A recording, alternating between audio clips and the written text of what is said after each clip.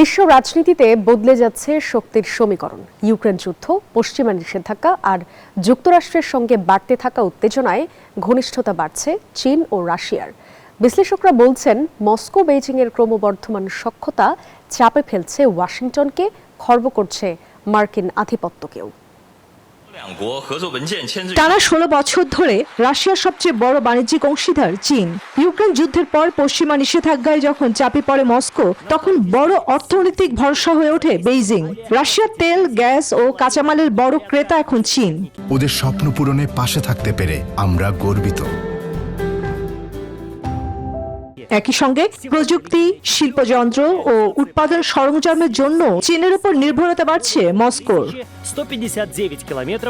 অন্যদিকে জ্বালানি নিরাপত্তার কারণে রাশিয়াকে গুরুত্বপূর্ণ অংশীদার হিসেবে দেখছে বেইজিং। মধ্যপ্রাচ্যের অস্থিরতা ও হরমুজ প্রণালীর ঝুঁকির মধ্যে রুশ তেল, গ্যাস এখন চীনের জন্য কৌশলগত সম্পদ।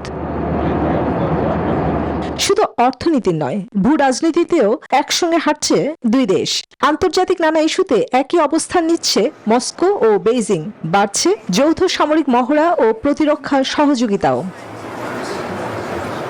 বিশ্লেষকদের মতে চীন রাশিয়ার এই ঘনিষ্ঠতা যুক্তরাষ্ট্রের জন্য বড় কৌশলগত চ্যালেঞ্জ। কারণ বর্তমানে ইউরোপে ইউক্রেন যুদ্ধ এবং ইন্দো প্যাসিফিকে চীনের ক্রমবর্ধমান প্রভাব দুই দিকেই চাপ সামলাতে হচ্ছে ওয়াশিংটনকে।